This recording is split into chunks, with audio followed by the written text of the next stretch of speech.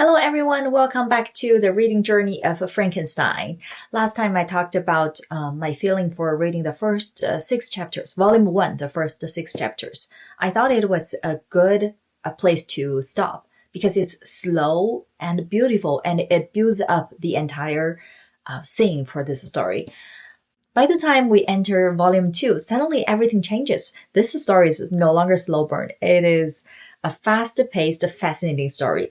I finished the entire volume 2 in one go. This part of the novel stands out for its introspection, haunting landscapes, and the deepening tragedy at the core of this story. If volume 1 sets up the stage with Victor Frankenstein's ambitious experiment and the creation of the monster, volume 2 takes us into the wilderness of consequences, exploring themes of isolation, morality, and humanity's connection with each other. First, Victor has retreated to the Swiss Alps after he learned that his brother William was killed and his long-term servant Justine was sentenced to death. He feels immense guilt and he wanted to find his creation, the monster. But when he finally encountered his monster, to his surprise, the monster demands an audience, an opportunity to be heard. And in doing so, we are treated to one of the most compelling shifts in narrative perspective in literature. This is the monster's moment. The monster finally has a voice, and we step into his mind, his pain, and his longing. He recounts his awakening to life, a creature abandoned and left to fend himself in a world that despises him. He is as vulnerable as a baby. He doesn't know how to feed himself, so he eats berries. He doesn't know how to keep warm until he found a fire abandoned by some other travelers. Here, I must say, I had great trouble accepting the setting. I mean, we're talking about someone who's never seen fire, who burned his hand trying to warm himself. And then moments later, he understands that he needs to protect the fire. And he knows how to protect the fire. First, he put dry wood on top of the fire and then wet wood. I mean, I know fire for 30-some years now, and I don't even know how to protect it. How would you expect a monster to intuitively know that within moments? Oh, those details just kill me. I hate holes in stories. Whenever I see one, I have to work really hard to rebuild my confidence in this story. So if you're like me, my advice is to just let it go. This story was written by an 18-year-old girl living in early 19th century who probably grew up with servants and never experienced hunger. So just let it go. Logic does not matter in this story. What matters, what's important, is the vulnerability in the monster's voice. He's not just an assemblage of body parts. He is an intelligent being yearning for connection.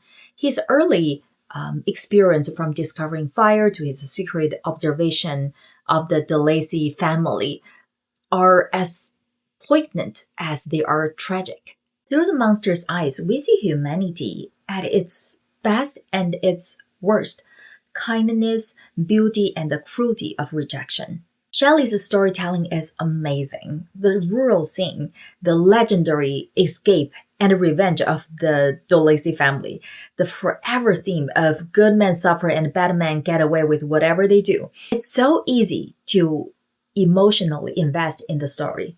As the monster learns language and human custom, we see him grow in understanding but also in despair.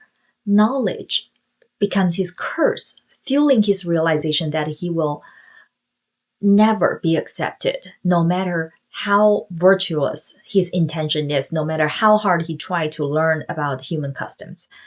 Now let's talk about themes. Volume 2 deepens Shelley's exploration of otherness.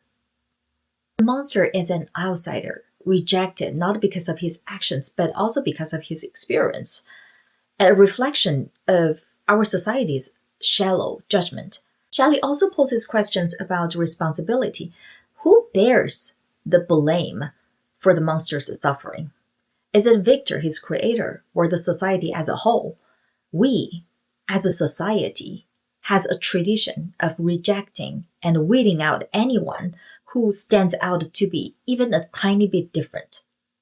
This is something we learn as children, but a monster with fully functional body and adult-level intelligence enters the human society for the first time would find this to be extremely cruel. And let's not forget about the nature scenes, the vast, wild landscape of Volume 2, especially the alpine glaciers. Oh, this serves such an emotional backdrop for or can I say emotional mirror for the characters. For Victor, nature is a refuge, but also a reminder of his insignificance. But for the monster, it's both a sanctuary and a prison. It's just so emotional and so beautiful. We modern audiences are used to the theme of bad guy turning good or turned out to be not too bad.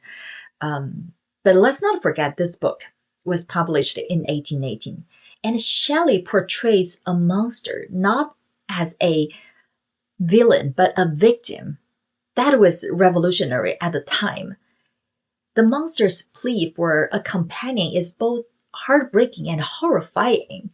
On one hand, we understand his desperation for companionship. On the other, we sense the ethical and moral complexities that come with this plea, that comes to Victor to decide. If Victor agrees, will he unleash something even more dangerous?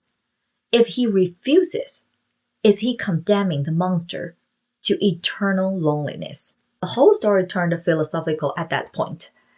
Volume 2 is the beating heart of this book, Frankenstein. It's where Shelley forces us to confront uncomfortable truth about creation, rejection, and the consequences of unchecked ambition.